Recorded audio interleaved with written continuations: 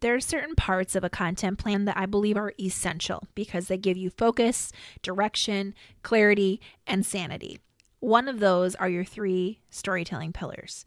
And today I'm going to walk you through my 3 revised brand storytelling pillars for my own Kindred Speak consulting business.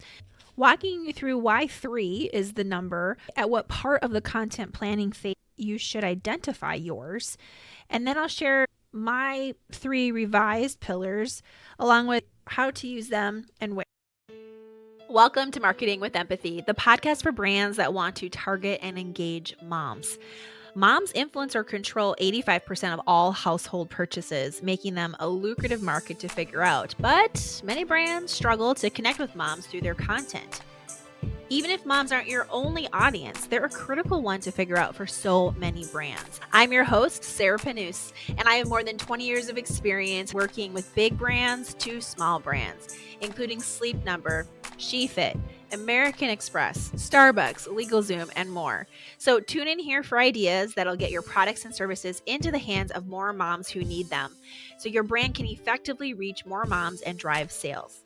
Thanks to your support, this podcast is in the top 5% of all podcasts and a proud member of the Marketing Podcast Network. So let's hear from today's sponsors and then jump right into my 3 brand storytelling pillars and how you can create your own.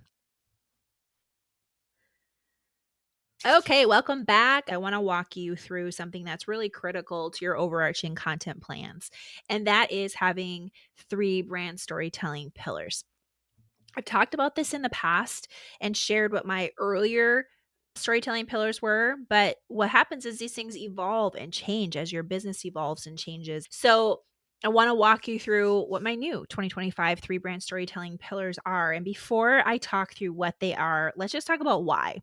Why do you want 3 brand storytelling pillars? Why even have the pillars? And then why is 3 kind of this magic number? First things first, if you're creating a content plan or you're part of a team that is doing content in some way, we all know the beauty of a plan. We know what it feels like and how helpful it is to stay organized.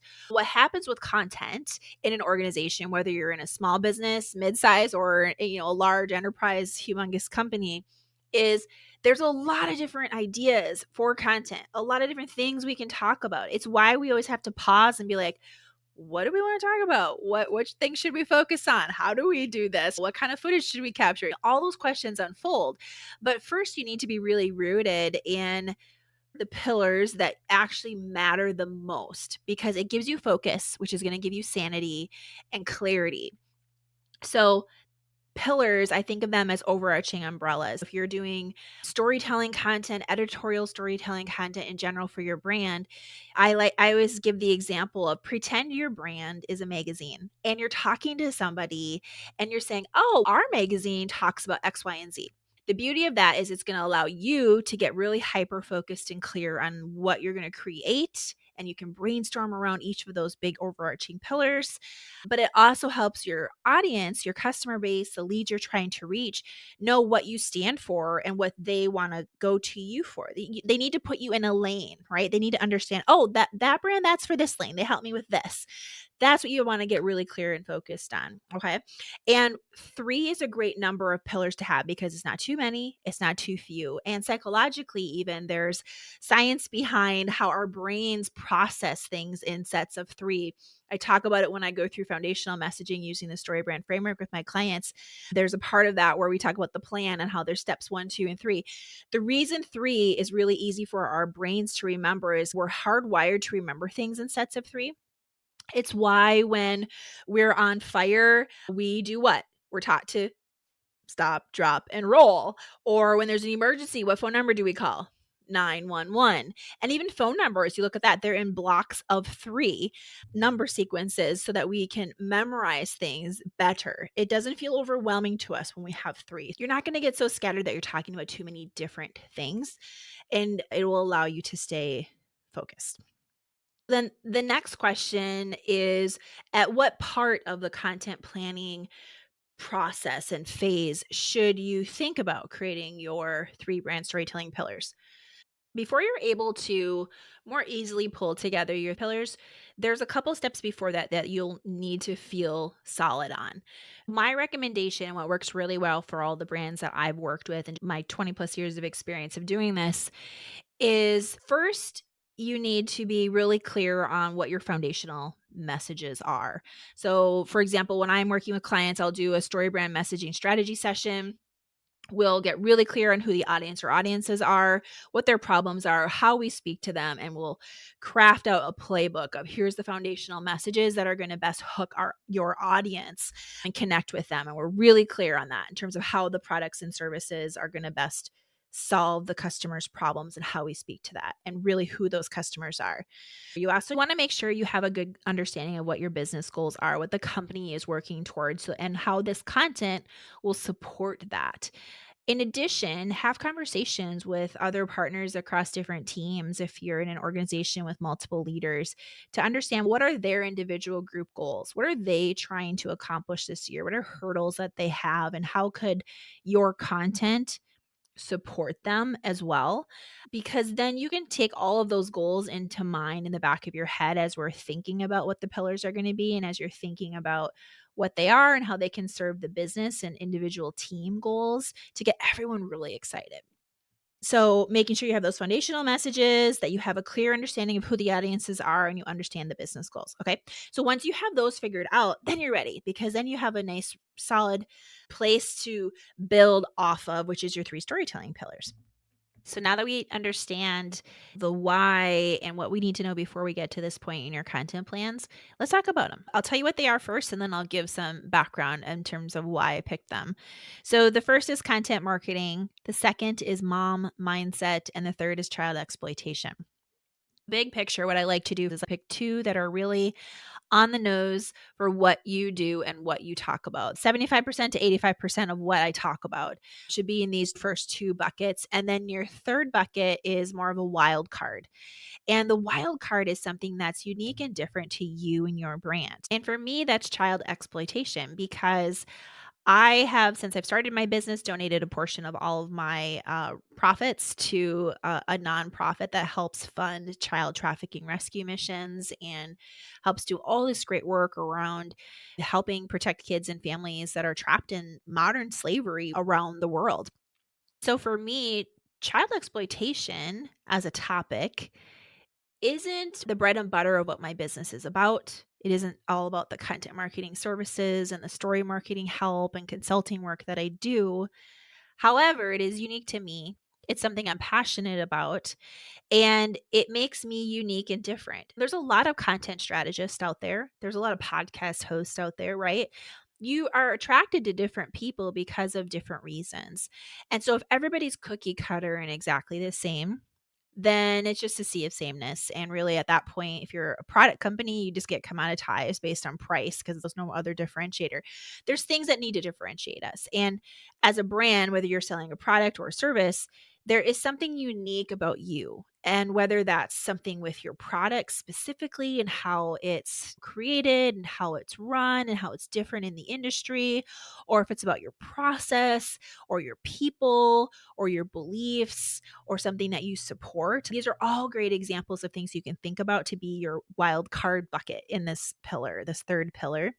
And so for me, it's child exploitation and the work that I do to help with that. And what I do, you guys, is I create a slide in a PowerPoint and I map out each of these. And so I'll have kind of those three big buckets. And then what I'll do is I'll explain top line, what does it mean? What is this pillar going to talk about? And then I'll brainstorm some bullets underneath it that are key types of or pieces of content that fit within this bucket. As you're going through this exercise, and once it's all done, it's so great because it's going to help give you so much focus for what you do and what you don't talk about. And if you're part of an organization where a lot of people come to you with different content ideas, or you're brainstorming, how do we talk about this? You can always bring it back through this filter of these pillars to say, oh, actually, that doesn't fit one of these pillars. But if we tweak it in this way, it will in terms of how we want to talk about it. So it's going to keep you very on brand consistently throughout the year. And it really empowers you because I remember when I was leading content at Sleep Number, it was so helpful because I was able to say no easier, but it wasn't just like a flat out no to somebody's idea. There was a reason that you could point back to in terms of these are the pillars we've agreed on, it doesn't align to that, or oh, that's amazing, that really fits well within this pillar. Let's build on that. So Content marketing for me, on the nose, obviously, the majority of what I talk about. So, with content marketing, this is for me educational and thought leadership support content where I am talking about content planning that helps brands that want to get their products and services into the hands of more moms. So, my bullets under that, where I think about, okay, well, where are the places I do that? And what are kind of those things? So, this podcast, Marketing with Empathy, is a huge platform for me where I speak about that and leverage this content then across other channels. And it goes into planning how to's and tips and frameworks and tools, teams and partnerships and distribution, and how you can operationally make your content planning more efficient and answering questions and how to repurpose your content. Like all this stuff falls under the content marketing bucket. And then I think about, okay, what are some lead call to actions as you think about all this content? How do you capture that email or that cell phone number so you can text them, whatever your process is set up for, to be able to grow your list, to be able to communicate to your leads more. I love to give great brand examples, whether it's guests that come on this show or me giving my thoughts on people who aren't my clients and doing brainstorm ideas of how to improve things or how they could build on it or repurpose, or talking about my clients, whether it's on this show or behind the scenes of great things that they're doing. There's a lot of great ways we can talk about content marketing, things in the news and my reaction to them related to the topic, but always coming back to that overarching umbrella around content planning help for brands that want to target moms and get their products and services into the hands of more of those moms. Okay. So then the second one is mom mindset. So in the past, I've had this be consumer behavior. But when I recently niched in to really focus and hone in on moms specifically, I changed this because I'm not about all consumers' behaviors. I'm really about moms and how can we serve her and how can we help her? And so this is educational and inspirational content. The overarching for me here is insights into how moms think, feel, and the why. And so with this, I'm sharing content around how brand marketers, you can listen to science as well as self reported data to better serve more moms, creating valuable connections between your brand and the moms that you want to sell to. And so I go through again, bulleting out, okay, well, what are things there that I can talk to and how do I unpack this? So again, for me, this podcast is a big one of those. Also, me sharing my point of view on different reactions to mom news, things that I'm reading, watching, listening to, etc. That's a great avenue for what I will share on LinkedIn, for example, or with my email subscribers in the newsletter where we unpack things, as well as going deeper into the research aspect because this is all about their mindset. So that brain science aspect, and where I'm sharing and digging into different research study findings and talking about implications back to brand storytelling and wanting to make sure everything's done in layman terms ways, right? There's different ways you can approach research and science. Some brands are going to be more like the nerdy lab coat type science voice, and others will be like, I don't understand that. So we're going to make it more layman's terms. I'm the layman's term kind of person like that. We're all about conversations and connecting real time here. So that's me. And so every brand is different, and it's important for you to identify your approach with each of these. And then, like I mentioned, child exploitation is my third one. And so this is where I really invite you is I'm going to be sharing educational content and advocacy content. So this is where I'm inviting you to join me to equip yourself with the knowledge and tools to protect your own kids, keeping kids safe from exploitation and protecting their innocence. This used to be child trafficking for me in the past, was the title. I changed it to child exploitation this year because it's a little bit broader umbrella that covers online exploitation as well, which is something I'm becoming extra passionate about in addition to the trafficking aspect. And here's the deal. Exploitation involves being groomed, forced, or coerced into doing something you don't want to do for someone else's gain. And so trafficking, online trickery, objectification, all those things, it's gross. It's really gross, but it exists. And as parents, as a mom myself, we can do something about it. And usually the question is always around, oh, it's so hard. I don't even want to think about it. It's so hard. It's so gross. Or I don't even know what to do because it's such a big topic. Sometimes maybe you feel like that too. That's how I used to feel. But the thing is, there are things we can do. And my big point is I really want to make and share more easy ways to do action, but also just to be more educated because as parents, the more educated we are, the more empowered we are to actually protect our own kids. and the kids around us in our lives. And this is for me this year, I'm launching a new second podcast called Keep Kids Safe. So more on that later. But there's going to be a lot there where I'm talking about learning what you can do to help. And it's going to be geared toward Christian parents specifically and helping us think through what we can do in the world as like our own ministry to serve and help protect kids.